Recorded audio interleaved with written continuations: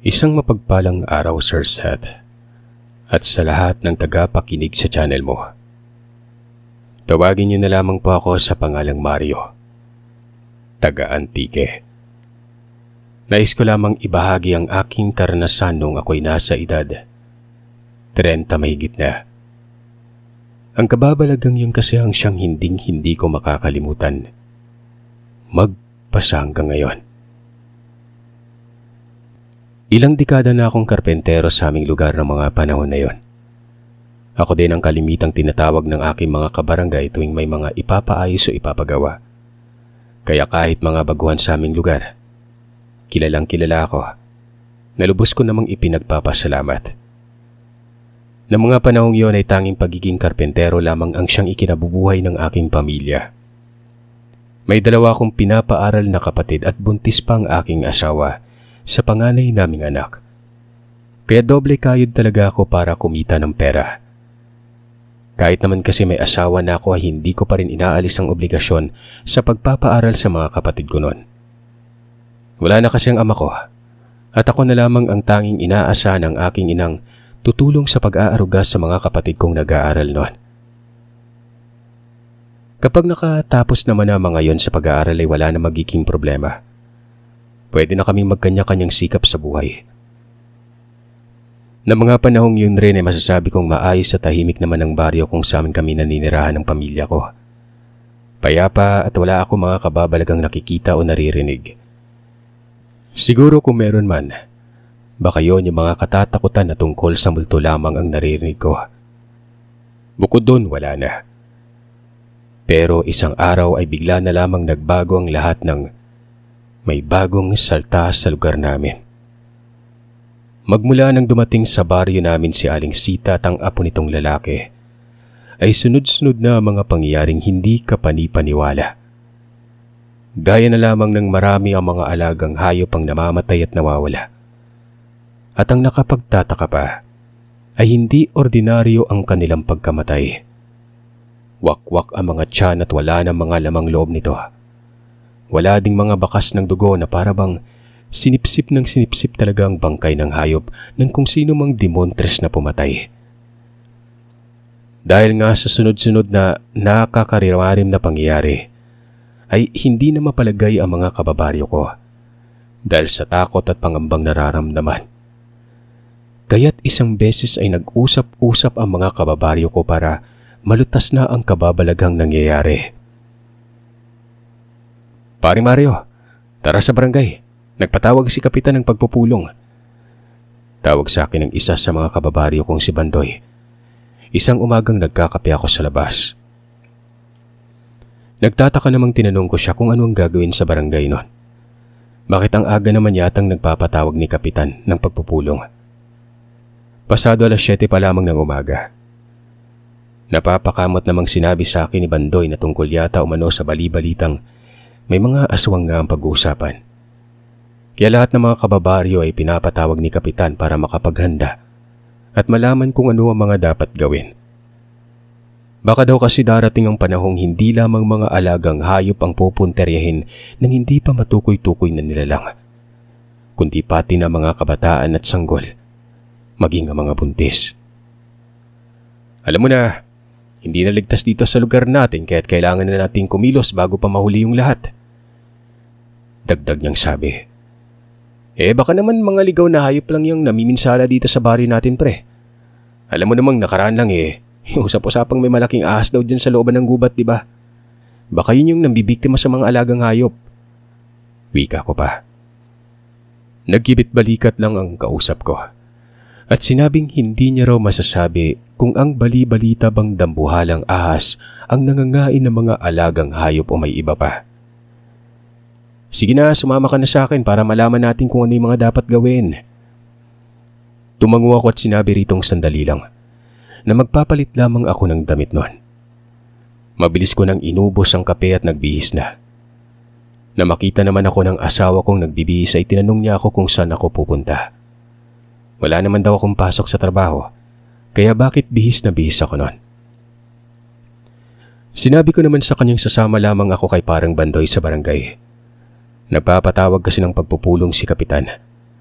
Babalik din ako kaagad. Magsaing ka na lang para mamaya pag uwi ko kakain na tayo.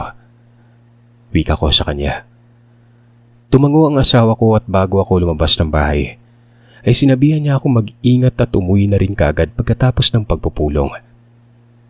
Nang nasa barangay na kami ni Bandoy, marami ng taong naroroon. Nag-umpisa na rin ang pagpupulong, kaya't nakinig na lamang kami ni Bandoy sa pinag-uusapan at kuro-kuro ng mga kababaryo. Makalipas sa mahigit kalahating oras habang tahimik lamang akong nakikinig, ay napansin ko si Aling Sita. Nasa dulo ito ng upuan at tahimik lamang na nakikinig noon. Hindi ko na lamang sana ito papansinin pero kasi nakita kong parang hindi mapalagay ang matanda sa kinauupuan niya at maya't maya ang pagtingin nito sa katabing buntis. Hindi naman sa nanghusga ako makakagiliw kaya nga lang habang pinagmamasdan ko ang matanda, para siyang asong takam na natikman ng pagkain at walang tigil sa paglunok ng laway. Kung hindi pa ako tinapik ni Bandoy at sinabing umalis na daw kami, dahil mukhang wala naman umano kaming makukuhang tamang kasagutan kung anong klaseng nilalang nga bang namiminsala sa baryo. Tara na tol, uwi na tayo. Bigla akong ginutom sa kakatalak ni Kapitan eh.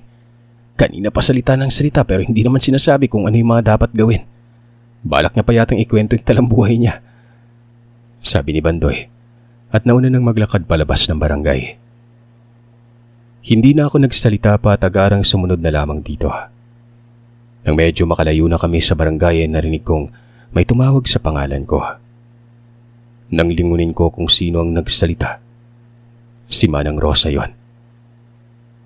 Ikaw pala Manang, sasabay ka na ba sa amin pag-uwi? Tanong ko sa mabait naming kapitbahay. Nakita ko kasi kayong lumabas ng barangay kaya sumunod na ako. Ang asawa mo, kamusta? Ayos naman po si Fe. Medyo nahihirapan lang siya makatulog sa gabi dahil malaki na yung tiyan niya. Ganun ba? Ilang buwan na nga bang ipinagbubuntis ng asawa mo? 7 buwan na ho, medyo bugnutin na nga po yung babaeng yun eh. Kada kilos na lang kasi laging nakasigaw at nakabusangot. Sa bagay, kapag nasa ganyang estado na talaga ng pagbubuntis ang babae, bugnutin na talaga yan dahil nahihirapan na yan.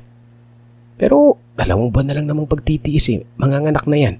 Kaya pagtiisan mo na yan muna ang asawa mo.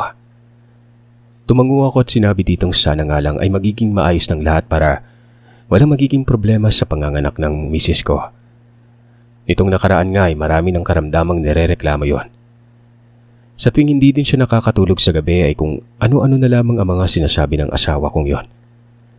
Minsan pa nga ay sinabi niyang may aswang daw sa labas ng bahay at nagpapabalik-balik lamang yon. Gusto manong kunin ng nilalang na yon ng anak namin.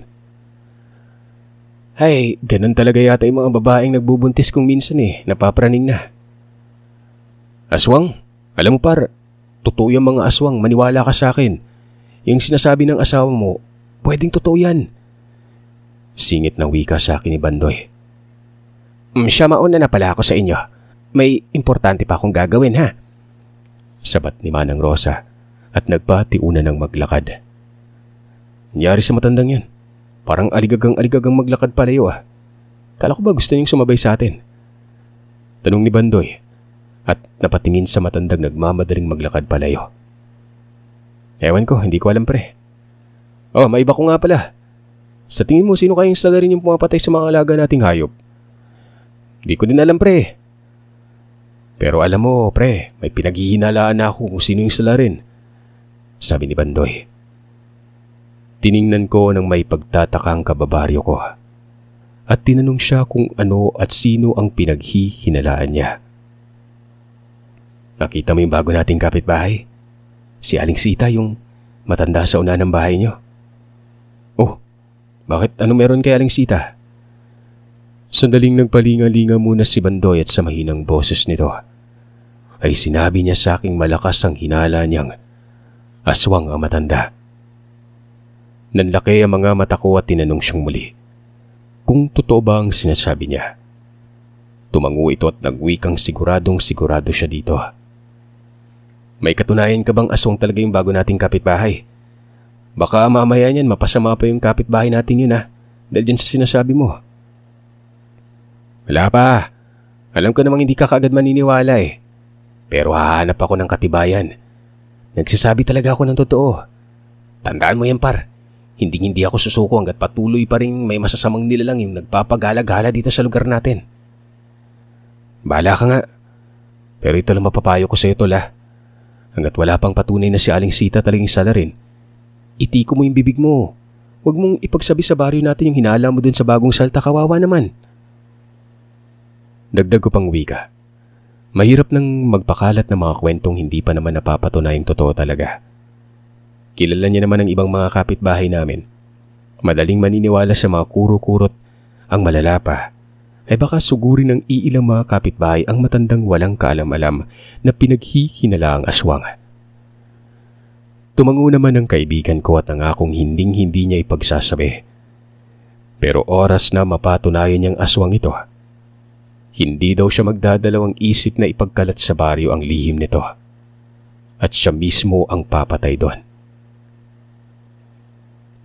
Isang araw, nang napadaan ako sa bahay ni Manang Rosa, napansin kong medyo sira na ang kabilang dingding ng bahay nito. Sakto namang nasa labas si Manang Rosa kaya't naglakas ng loob at magalang na tinanong ko ito kung kailangan niya ba ng karpintero o may ipapaayos ba siya sa bahay niya. Oo, meron nga. Sira yung dingding ng bahay ko. Nababasa sa loob tuwing umuulan. Mabuti na lang at napadaan ka dito.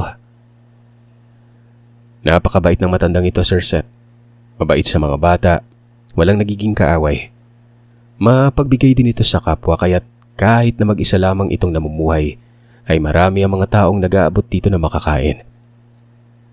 Hindi naman sa sinasabi kong naghihirap ang matanda nun dahil may mga manukan at babuyan naman ito. Sadyang inaabutan lamang talaga siya ng mga kapitbahay. Lalo na yung asawa ko dahil sa kabaitan at pakikisama nito sa mga tao. Kapag kasi nagkakatay siya ng baboy o manok namimigay yan. Bilang ganti, ganoon din ang ginagawa ibinalik namin sa kanya. Ano iho? Kailan mo may ayos itong dingding ko? Bukas wala akong gagawin bukas. Sige. Maraming salamat at napadaan ka dito ha. Nakaraan pa sana kita pupuntahan sa bahay mo kaya nga lang may importante akong ginagawa kaya hindi ako makapunta-punta. Sige po, alis na po ako. Napadaan lang kasi ako dito sa bahay niyo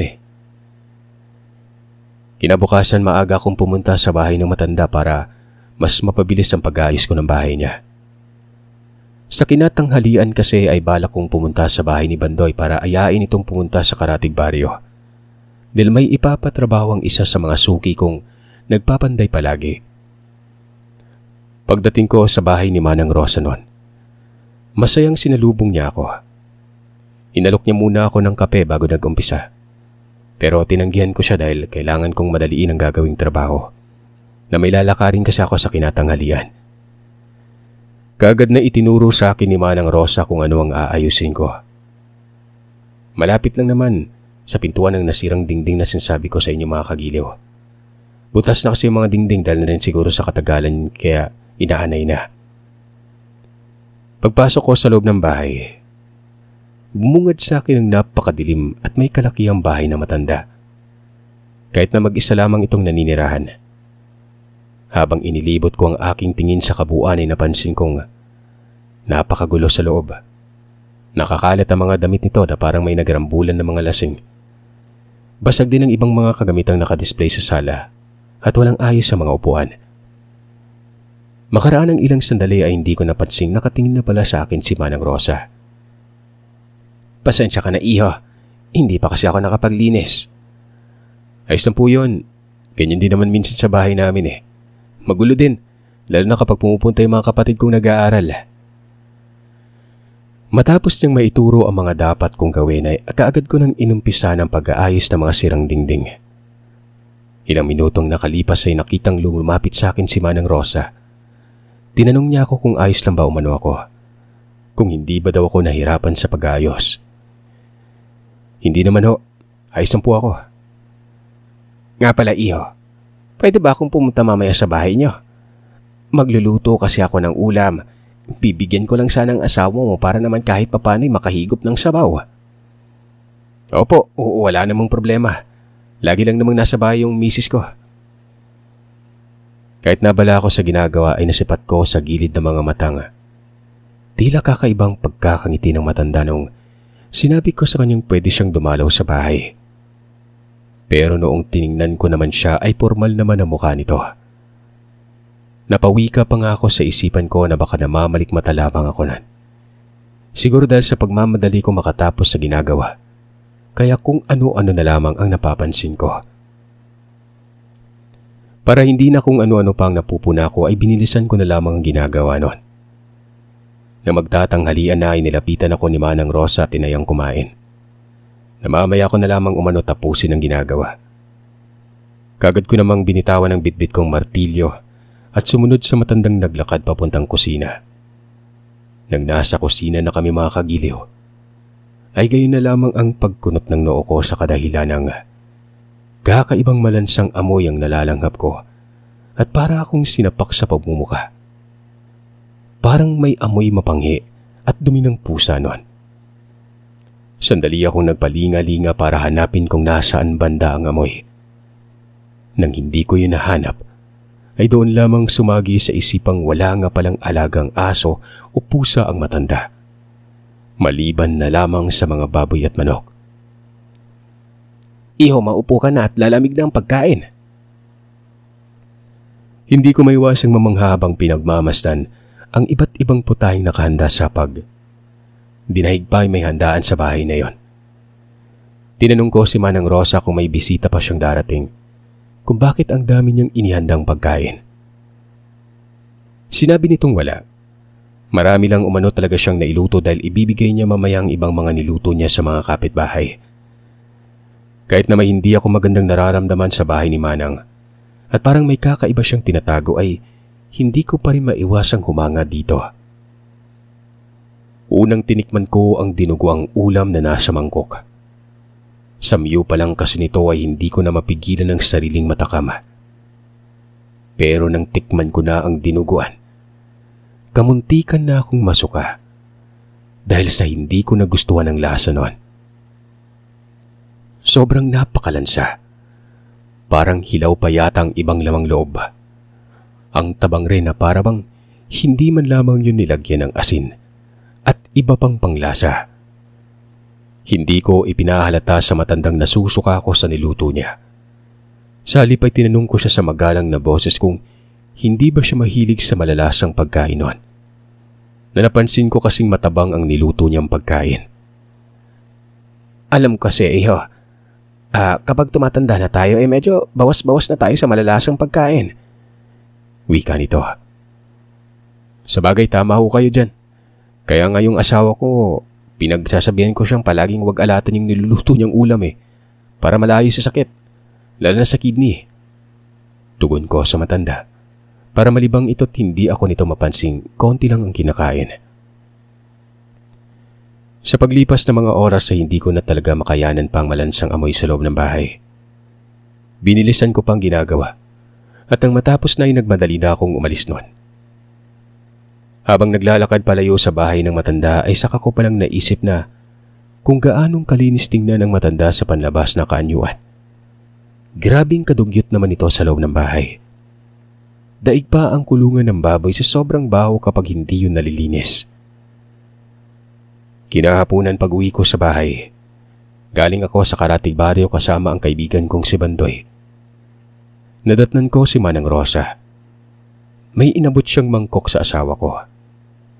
Dahil sa ayoko namang maging bastos sa kanya ay binati ko ito ng magandang hapon at sinabihang bakit hindi siya tumuloy sa loob ng bahay. Sunod-sunod naman itong umiling at sinabing sa susunod na lamang dahil nagmamadali daw siya. Tumangutango lang naman ako at nagpasalamat sa binigay niyang ulam. Nang may abot na ng asawa ko ang mangkok sa matanda ay nagpaalam na ito. Pumasok naman ako kaagad sa loob ng bahay at nakisuyong magpapatimpla ng kape sa asawa ko. Ga, kanino galing yung nakasabit sa pintuan ng bahay natin? Pangontra ba yan? Tanong ko sa asawa ko nang sa hindi sinasadya ay makita ko ang nakasabit na kulay pulang tela sa pintuan. Tumango ang asawa ko at sinabi niyang binigay umano ng bago naming kapitbahay na si Aling Sita. Kailan ga? Kaninang umaga lang nung pumunta ka sa bahay ni Manang Rosa. Alam mo, nagtataka nga ako kung bakit magmula kaninang umaga ayaw niya nang pumasok sa loob ng bahay natin. Samantalang dati-rati naman palagi naman siyang pumapasok dito para makipagkwentuhan, di ba? Mahabang wika ng asawa ko noon. Sinabihan ko siyang baka pagod lamang siguro yung matanda. Huwag niya nalang pansinin. Nagpagawa kasi yun sa bahay niya at maraming linisin. Ang sabi nga sa akin ni Aling Sita, pangontra daw sa aswang yan at siya mismo ang may gawa. Kumadrona pala yung bago nating kapitbahay, no? Hindi lang bastang kumadrona dahil ang sabi ni Aling Sita sa akin, isa din siya manggagamot, kaya marunong siyang gumawa ng pangontra sa aswang at yung mga nababati. Nagpapaniwala ka naman sa kapitbahay natin yun. Dapat hindi ka basta-bastang tumatanggap ng mga binibigay sa yung pangontra ko, no? Bagong salta lang yan dito sa atin kaya hindi natin kilala masyado yung taong yan. Dapat nag-iingat ka. Alam mo namang buntis ka eh. Alam mo bang pinagdududahan ng matandang yan na siya yung namiminsalang aswang sa mga alagang hayop na nagkakandamatay dito sa lugar natin? Kaya hindi ka dapat nagtitiwala dyan. Umingos ang asawa ko at nagwikang hindi naman porket bagong salta lang at nataong may mga namiminsala sa baryo ay ito na kaagad ang pagbibintang ang salarin. Anong malay ba kung ibang tao pala ang may salarin at ibabato lamang ang chismis kay Aling Sita para itong sisinang lahat. Napaisip naman ako noon. Kinagabihan ng araw na yon. Habang nasa kasarapan ako ng tulog ay biglang napabalikwas ako ng bangon. Nang marinig ko ang malakas na kalabog sa kusina ng bahay. Parang may nagkakalampag ang mga kagamitan. Kaya naman nagmamadali na akong pumangon noon at agarang tinungo ang kusina. Saktong pagdating ko sa kusina ay bumungad sa akin ang may kalakihan ng butas na sa kawayan naming dingding. Nasa lapag na rin ang mga kagamitang nakasabit sa banggera na para bang hindi yun sinadyang masagi. May narinig na rin akong mga yabag ng paang tila ba nagkukumahog tumakbo palayo sa likuran ng bahay. Maya-maya pa, humune ng napakalakas ang nilalang at talagang nanunuot sa buong katawan ko ang nakakakilabot na huning yon. Anong nangyari dito? Bakit nagkalaglagan yung mga gamit? Tanong ng asawa ko na siyang ikinagulat ko noon. Anong ginagawa mo dito? Bumalik ka na dun sa silid natin. Utos ko sa kanya at mabilis na kinuha ang asin para hagisan ng asin ang labas ng bahay. Kagad ko na ring tinakpan ang butas ng kusina at pansamantalang tabla na muna ang hinarang ko. Hindi ko yun ipinako dahil 10 oras na ng gabi. Baka ano pang sabihin ng mga kapitbahay kung magpupukpok ako noon. Ano ba kasing nangyari? Tanong ng asawa ko nang matapos kong gawin ang dapat. Tatanong-tanong ka pa. Hindi mo ba narinig yung huni ng kwakwak kanina bago ka lumapit sa akin? Sunod-sunod naman umiding ang asawa ko at sinabing hindi niya raw yun narinig. Nagtataka naman ako dahil sa napaka-imposibleng hindi niya narinig ang huni ng wakwak. Napakalakas nun. Talaga bang hindi mo narinig? Hindi nga, ang kulit mo naman. Sasabihin ko naman kung narinig ko eh.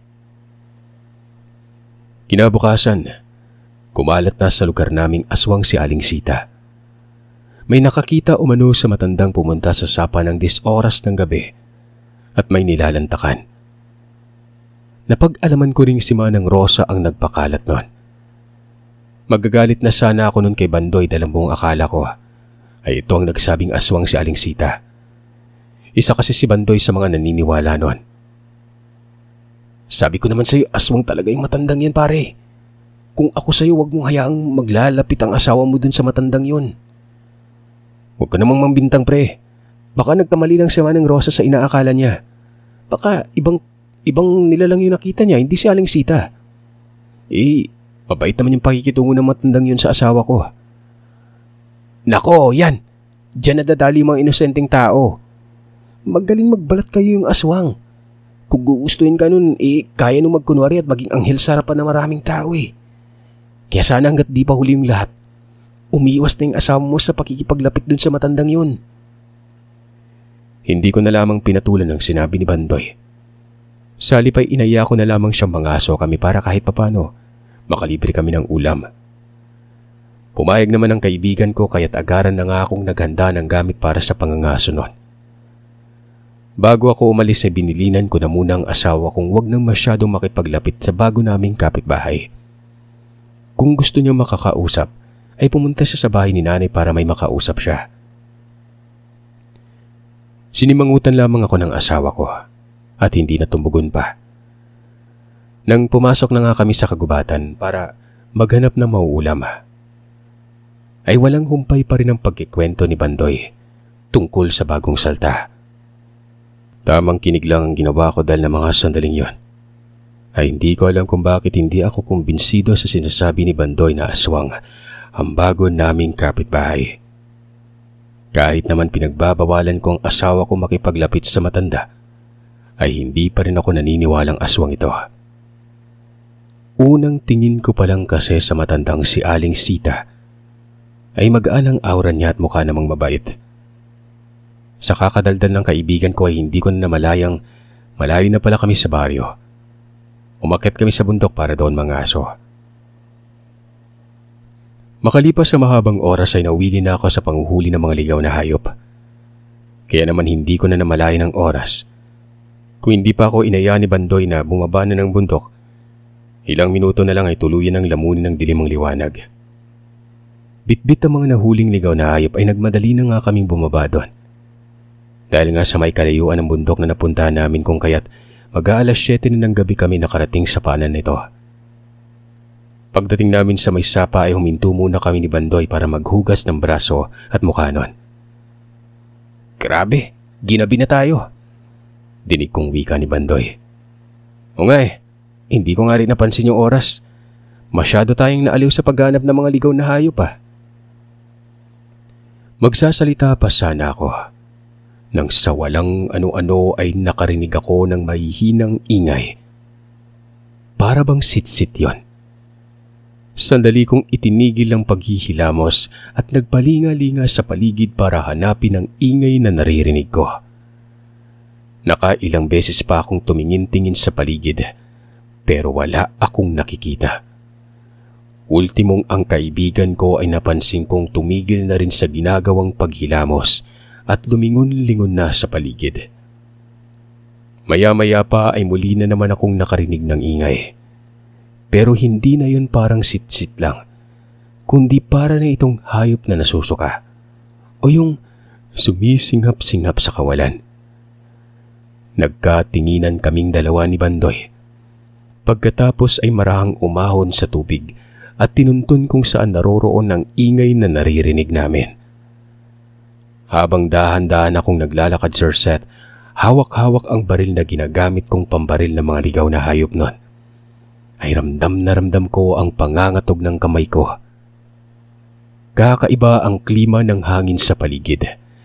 Dahil sa bawat paghampas noon sa balat ko, nakakapanindig balahibo. Makaraan ng ilang sandali ay natuntun na namin ang kung sino mang lumilika ng ingay. At ganun na lamang ang panlalaki ng mga mata ko. Matandang babaeng nakasalampak sa gilid ng sapa sa hindi kalayuan kung saan kami nagtatago ni Bandoy. Namumuhaghag ang buhok nitong nagtataasan at walang humpay na nilalantakan ng laman loob ng bangkay ng hayop. Kitang-kita ko yon. Dahil saktong-sakto talagang tumama ang liwanag ng buwan sa parte kung saan nakasalampak ang matandang aswang. Walang hiya. Kaya pala, wala tayong nahuling mga ligaw na hayop dito sa malapit, no? Nauunahan na pala tayo ng aswang na yan. Sambit ni Bandoy sa mahinang boses at itinaas ang baril. Manang Rosa? Tanging nasambit ko na lamang dahil sa hindi ako makapaniwala sa nakita ko. Gustuhin ko mang isiping guni-guni ko lamang ang nakikita ko pero hindi. Si Manang Rosa ang nakita kong walang humpay. Nahayok na nilalantakan ang lamang loob ng bangkay. Habang pinagmamasdan ko ang matanda ay parang babaliktad ng sikmura ko't umiikot ng paningin ko noon. Napaiktad na lamang ako nang marinig ko ang malakas na putok ng baril na nanggagaling sa hawak-hawak na baril ni Bandoy. Kasabay ng malakas na pagputok na yon ay siyang pag-atungal namang na matanda. At sa isang kisap mata ko lamang, ang kaninang matandang si Manang Rosa na nakita ko ay bigla na lamang naging isang malaking payat na pusa. Mabilis pa sa 4:00 kumaripas ng takbo habang tumatagas ang dugo sa braso. 3 pang sunod-sunod na putok ang ginawa ni Bandoy. At dahil sa magaling mga asong kaibigan kong ito, walang paltos yon. Lahat ng balang lumabas sa bunganga ng baril niya. Tumama ito sa katawan ng kumakaripas na nilalang. Kagad na binalikan namin ang mga bitbit na nakuhang karne at kumaripas na kami ng takbo. Habang tumatakbo ay sinabi ng kaibigan kong dumiretso kami sa bahay ng matanda.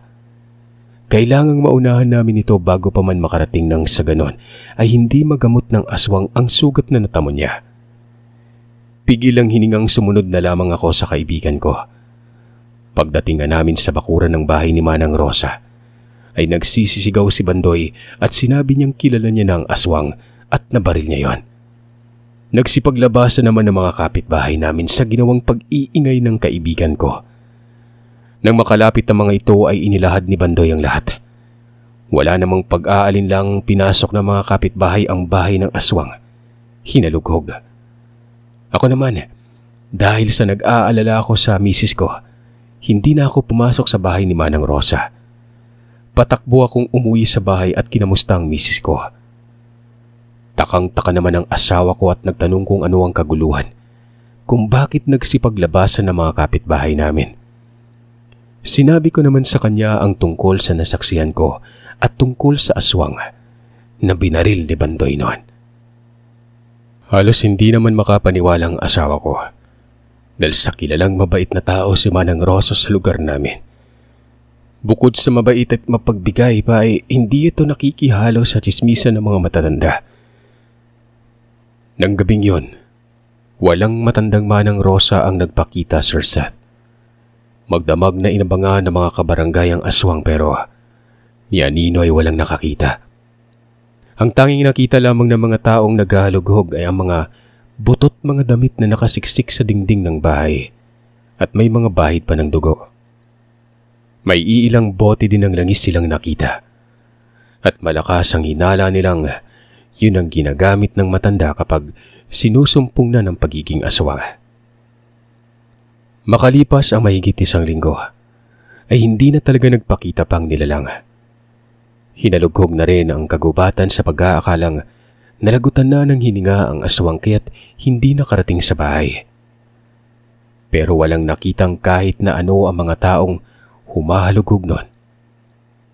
Magmula noon ay walang nakakaalam kung paano naging aswang ang matanda. Sa tinagal-tagal na kasi nitong nanirahan sa lugar namin, ni minsan ay wala naman kaming nabalita ang aswang ito. May iilan pang kuro-kuro na marahil ay nakuha ni Manang Rosa ang pagiging aswang. Nung minsang sumama ito sa isa sa mga kababaryo naming pumunta sa piyestahan sa ibang baryo. Magmula daw kasi noon, ay hindi na naging palalabas sa matanda. Lagi na lamang yung nagkukulong sa bahay at bihira na lang nakikipag-usap sa mga kababaryo. Simula din noong mawala ang matandang aswang ay natigil na rin ang usap-usapan tungkol sa bagong saltang si Aling Sitya. Natigil na din ang patayang nagaganap sa mga alagang hayop at ang hayop ng mga alaga ni Manang Rosa. Sa hindi maintindihang pangyayari, isa-isang binawian ng buhay. Kahit na wala namang sakit na nararamdaman.